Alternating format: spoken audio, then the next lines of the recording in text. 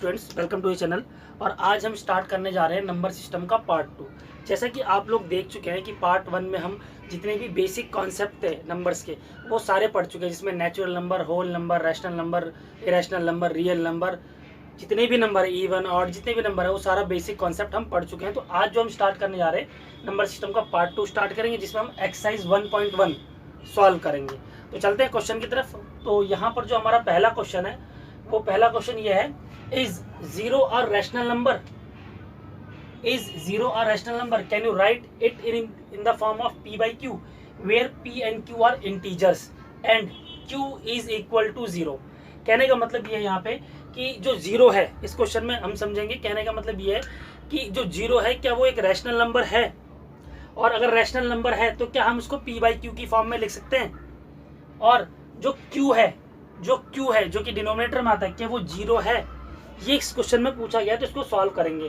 ठीक है, तो यहाँ पे लिखते हैं, सबसे पहले इसका सॉल्यूशन स्टार्ट करते हैं। तो सॉल्यूशन में क्या लिखेंगे? सबसे पहले लिखेंगे हम yes zero is a rational number. Zero क्या है हमारा? जीरो एक रैशनल नंबर है। जीरो एक रैशनल नंबर है। क्यों? तो ये समझेंगे। यहाँ पे जीरो एक रैशनल नंबर है क्योंकि अगर मैं यहाँ पे जीरो लिखता हूँ, यहाँ पे अगर जीरो लिखता हूँ तो जीरो नहीं, अगर कोई भी नंबर लिखता हूँ तो नंबर के डिनोमिनेटर में वन ऑटोमेटिक होता ही होता है। तो अगर मैं यहाँ पे जीरो लिखता हूँ तो जीरो का जो डिनोमिनेटर है उसमें वन ऑटोमेटिक होगा ही होगा। किसी भी नंबर के नीचे अगर कुछ भी नहीं है तो वन होता ही होता है। तो यहाँ पे अगर मैंने जीरो लिखा तो जीरो के नीचे वन होगा ही होगा। इसका मतलब कि ये जो कंडीशन है, ये जो जीरो है, ये कंडीशन को फॉलो कर रहा है। कौन सी कंडीशन? ये इस कंडीशन को, p by q की कंडीशन को फॉलो कर रहा है। क्योंकि रैशनल नंबर क्या होता है? रैशनल नंबर का मैंने आपको बताया था कि रैशनल नंबर वो नंबर्स होते हैं जो p by q की फॉर्म में हो और इनका डिनोमिनेटर जीरो के इक्वल ना हो। इनका डिनोमिनेटर जीरो के इक्वल ना हो।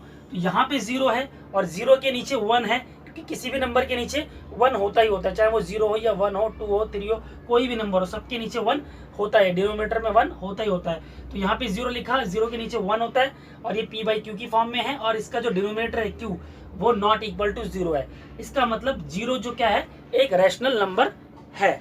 जीरो क्या है? एक रैशनल नंबर है। अब इसके साथ ही ये यहाँ पे मैंने आपको बताया कि जीरो के नीचे वन होता है, इसलिए रैशनल नंबर है। ठीक है, अब जरूरी नहीं है कि जीरो के नीचे वन हो तो ही रैशनल नंबर हो। कोई भी नंबर, जैसे एग्जांपल के लिए अगर मैंने जीरो ले लिया, इसके नीचे मैंने टू रख दिया तो भी एक रैशनल नंबर है। अगर मैंने यहाँ पे जीरो ले लिया, इसके नीचे फाइव रख दिया तो भी एक रैशनल नंबर है। अगर यहाँ पे मैंने जीरो ले लिया और इसके नीचे मैंने 150 रख दिया तो भी एक रैशनल नंबर है। तो जीरो से कोई फर्क नहीं पड़ता, डिनोमिनेटर में कुछ भी हो बट वो जीरो के इक्वल ना हो तो वो रैशनल नंबर है। जैसे ये भी एक रैशनल नंबर है, ये भी एक रैशनल नंबर है, ये भी एक रैशनल नंबर है। क्यों? क्योंकि ये इस कंडीशन को फॉलो कर रहा है और इसका जो डिनोमिनेटर है वो जीरो के इक्वल नहीं है, इसलिए जो हमारा जीरो है वो भी एक रैशनल नंबर है। क्वेश्चन नंबर 2 की तरफ। तो क्वेश्चन नंबर 2 है हमारा, find the 6 rational number between 3 and 4। 3 and 4 के बीच में मुझे 6 रैशनल नंबर फाइंड आउट करना है। ये हमारा सेकंड क्वेश्चन है। तो इसको सॉल्व करने से पहले एक छोटा सा एग्जांपल समझेंगे। जैसे मेरे पास कोई भी दो नंबर, जैसे एक नंबर मेरे पास a है और एक नंबर मेरे पास b है। अब इनके बीच में मैं रैशनल नंबर फाइंड आउट कर सकता हूँ।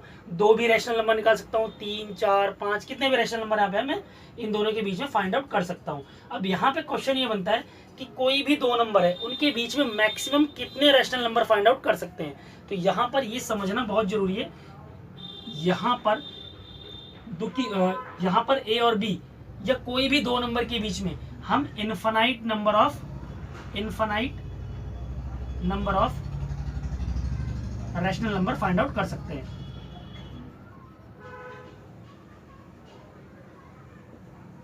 कोई भी दो नंबर है, इनके बीच में हम infinite number of rational number find out कर सकते हैं। तो ये बेसिक कॉन्सेप्ट था, इसको समझिए। अब चलते हैं मेन क्वेश्चन की तरफ। तो क्वेश्चन है हमारा 3 और 4 के बीच में मुझे 6 रैशनल नंबर फाइंड आउट करना है। तो यहाँ पे 3 लिख देंगे, यहाँ पे 4 लिख देंगे। ठीक है, अब ये जो 3 है ये किसके इक्वल है? ये 3/1 के इक्वल है। 4 किसके इक्वल है? 4 भी हमारा 4/1 के इक्वल है। ऐसा क्यों? मैं आपको पहले भी समझा चुका हूँ। कोई भी नंबर हो उसके डिनोमिनेटर में 1 होता ही होता है। कोई भी नंबर हो उसके डिनोमिनेटर में 1 होता ही होता है। तो जो हमारा 3 है ये 3/1 की फॉर्म में हो गया। 4 बाई 1 की फॉर्म में हो गया। अब यहाँ पर मैं जो 3 है इसके न्यूमरेटर और डिनोमिनेटर में 7 से मल्टीप्लाई कर दूंगा। इसको 7 से मल्टीप्लाई करेंगे तो यहाँ पर मल्टीप्लाई करने के बाद मुझे क्या मिलेगा, 7 3 जा 21/7, और यहाँ पे मल्टीप्लाई करेंगे 7 से तो यहाँ पे भी हमें क्या मिलेगा, 7 4 जा 28 और 7 1 जा 7। एक चीज यहाँ पे आपको और समझना है, जिस नंबर से हम 3 को यहाँ पर मल्टीप्लाई करेंगे, 3 के न्यूमरेटर डिनोमिनेटर मल्टीप्लाई करेंगे, उसी सेम नंबर से 4 में भी हम मल्टीप्लाई करेंगे न्यूमरेटर डिनोमिनेटर में, और यहाँ पर ये हमें रैशनल नंबर्स मिल जाएंगे। मतलब जो 3 है वो 21/7 के इक्वल है, 4 जो है वो 28/7 के इक्वल है। अब इनके बीच में मुझे 6 रैशनल नंबर फाइंड आउट करने। तो यहाँ पे मैं लिखूंगा 21/7 और यहाँ पे लिखूंगा मैं 28/7।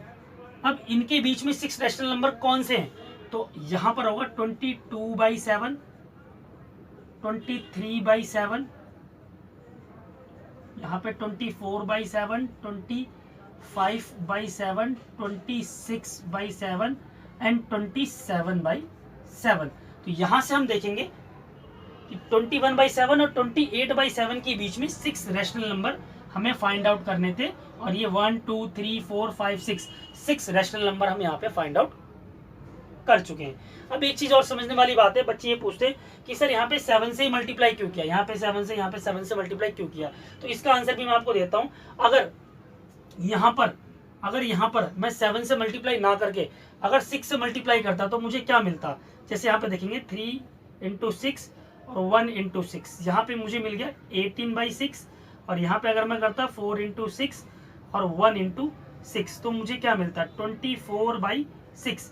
अब अगर मैं यहाँ पर लिखता हूँ 18/6 और 24/6 लिखता हूँ, तो इनके बीच में क्या मुझे 6 रैशनल नंबर्स मिलेंगे, नहीं मिलेंगे। क्यों, देखिए यहाँ पे एग्जांपल 19/6, 20/6, 21/6, 22/6 एंड 23/6। अगर मैं इन दो नंबर्स के बीच में देखूंगा तो मुझे यहाँ पे कितने रैशनल नंबर मिले, 1 2 3 4 5, कितने मिले 5, और मुझे चाहिए कितना 6 चाहिए।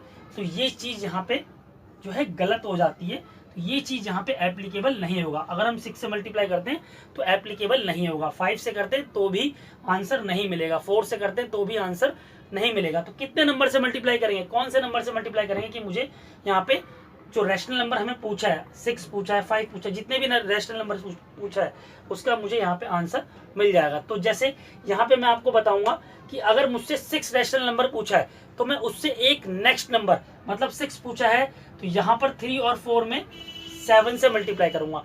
अगर मुझे यहाँ पे 7 रैशनल नंबर पूछा होता तो यहाँ पे 3 और 4 में मैं 8 से मल्टीप्लाई करता, ताकि मुझे इन दोनों नंबर्स के बीच में 7 या 8 रैशनल नंबर्स मुझे यहाँ पे मिल जाते। तो बस यही ध्यान रखना है, जितने भी रैशनल नंबर पूछा है उससे एक नंबर एक्स्ट्रा ले लेंगे और उससे हम यहाँ पे ऊपर नीचे मल्टीप्लाई कर देंगे और उनके बीच में उतने रैशनल नंबर हम यहाँ पे फाइंड आउट कर लेंगे। तो ये हमारा सेकंड क्वेश्चन था। तो अब हम चलते हैं क्वेश्चन नंबर 3 की तरफ। तो क्वेश्चन नंबर 3 है हमारा, find the 5 rational number between 3/5 and 4/5। इससे पहले जो हमने क्वेश्चन नंबर 2 किया था वहां पे जो दो नंबर्स थे वो फ्रैक्शन में नहीं थे, उनको हमने फ्रैक्शन में बनाया था पहले, फिर उनके बीच में रैशनल नंबर फाइंड आउट किए थे। यहाँ पे ऑलरेडी फ्रैक्शन में हमें दिए हुए हैं, तो यहाँ पे कैलकुलेट करना थोड़ा सा इजी हो जाएगा। और एक चीज जो मैं आपको पहले बता चुका हूँ एग्जांपल लेके, कि कोई भी दो नंबर हो उनके बीच में हम कितने रैशनल नंबर निकाल सकते हैं, infinite number of rational number हम यहाँ पर भी और वहां पर भी, या कोई भी दो नंबर हो उनके बीच में हम infinite rational numbers find out कर सकते हैं। ठीक है, तो इसको सॉल्व करते हैं। तो यहाँ पे लिखेंगे 3/5 और यहाँ पे लिखेंगे 4/5। अब यहाँ पे देखेंगे हमें रैशनल नंबर कितने निकालने हैं, 5। कितने निकालने, 5। तो मैंने आपको क्या बताया था, जितने आपको रैशनल नंबर निकालने उससे एक नंबर एक्स्ट्रा, जैसे कि 5 है तो एक एक्स्ट्रा क्या होगा 6 की मल्टीप्लाई आप इस फ्रैक्शन के न्यूमरेटर और डिनोमिनेटर में कर दोगे और इसके भी न्यूमरेटर और डिनोमिनेटर में कर दोगे। तो जैसे यहाँ पे मल्टीप्लाई करेंगे तो 6 3 जा 18 आ गया, 6 5 जा 30, 6 4 जा 24 और 6 5 जा 30। तो ये दो रैशनल नंबर यहाँ पे 3/5 और 4/5 को हमने 6 से मल्टीप्लाई कर दिया है। तो 3/5 कन्वर्ट हो गया 18/30 में और 4/5 कन्वर्ट हो गया 24/30 30 में। अब इनके बीच में हमें कितने रैशनल नंबर चाहिए? 5 रैशनल नंबर चाहिए। तो यहाँ पे लिखेंगे 18/30 और यहाँ पे लिखेंगे हम, यहाँ लिखेंगे 24/30। अब इनके बीच में 5 रैशनल नंबर चाहिए, तो इसके बीच में जो नेक्स्ट हमारा रैशनल नंबर होगा वो होगा 19/30, नेक्स्ट होगा 20/30, नेक्स्ट होगा 21/30, नेक्स्ट होगा 22/30 और नेक्स्ट होगा 23/30। तो यहाँ पे हम देख सकते हैं कि इनके बीच में हमें 5 रैशनल नंबर निकालने थे और हम यहाँ पे 5 रैशनल नंबर फाइंड आउट कर चुके हैं। 1 2 3 4 5 रैशनल नंबर हम यहाँ पे फाइंड आउट कर चुके हैं। तो ये क्वेश्चन भी हमारे यहाँ पे 4 की तरफ। तो क्वेश्चन नंबर 4 में यहाँ पे बहुत क्लियरली लिखा हुआ है, state whether the following statements are true और false, give reasons for your answer.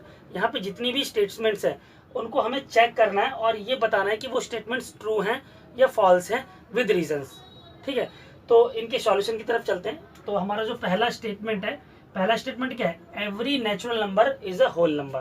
क्या स्टेटमेंट ट्रू है या फॉल्स है? तो ये जो स्टेटमेंट है वो हमारी स्टेटमेंट क्या है? ट्रू।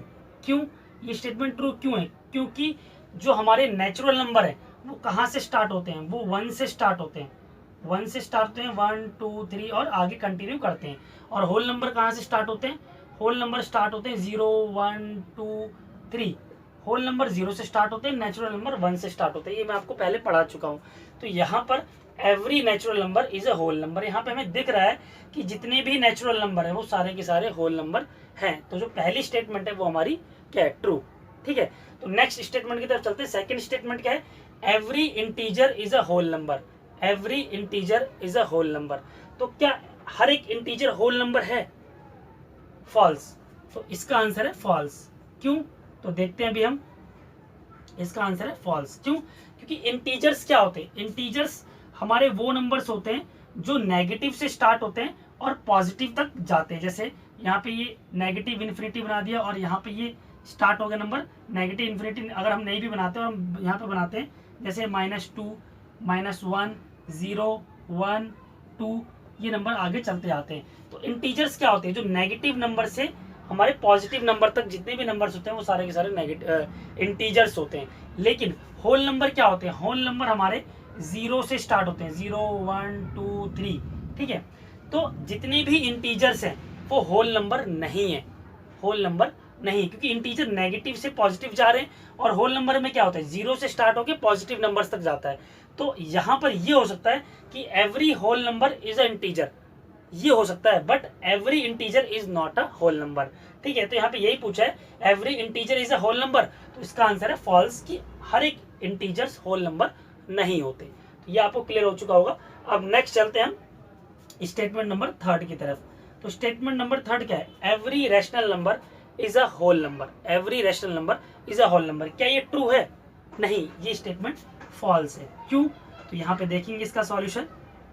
ये स्टेटमेंट हमारा फॉल्स है। क्यों फॉल्स क्यों है?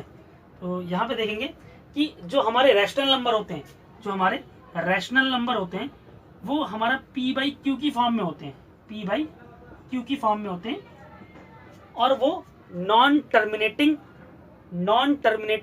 रिपीटिंग डेसिमल्स होते हैं, नॉन टर्मिनेटिंग रिपीटिंग डेसिमल्स होते हैं। जैसे अगर मैं यहाँ पे लिखता हूँ p/2, ठीक है, तो अगर मैं निकालता हूँ इसका कोई भी p, यहाँ पे कोई भी नंबर रख देता हूँ, तो वो जो रैशनल नंबर होगा वो क्या होगा? नॉन टर्मिनेटिंग होगा।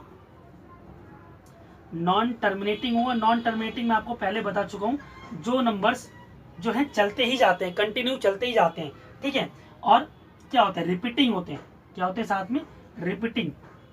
क्या होते हैं? रिपीटिंग। जैसे एग्जांपल अगर मैं यहाँ पे लिखता हूँ 0.3333 और ये नंबर चलते ही जाता है, तो ये क्या होता है? ये हमारा रैशनल नंबर होता है, इस टाइप का हमारा रैशनल नंबर होता है। लेकिन होल नंबर के केस में ऐसा नहीं होता। होल नंबर जो है रिपीटिंग डिजिट नहीं होता, ना ही नॉन टर्मिनेटिंग होता है। ठीक है, तो ये जो रैशनल नंबर है वो होल नंबर नहीं होता, मतलब हर एक जो रैशनल नंबर है वो होल नंबर नहीं होगा।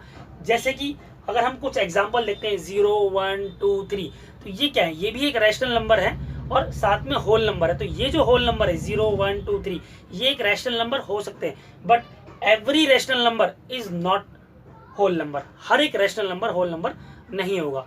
ठीक है, यहाँ पर कुछ होल नंबर्स जो है वो रैशनल नंबर होंगे, लेकिन हर एक रैशनल नंबर होल नंबर नहीं होगा। ये इसका एग्जाम्पल मैंने आपको दे दिया है। तो मुझे लगता है ये आपको जो तीनों स्टेटमेंट्स है ये क्लियर हो चुकी है। पहली स्टेटमेंट ट्रू है, सेकेंड और थर्ड स्टेटमेंट फॉल्स है। विद एग्जाम्पल मैं यहाँ पर आपको क्लियर कर चुका हूँ।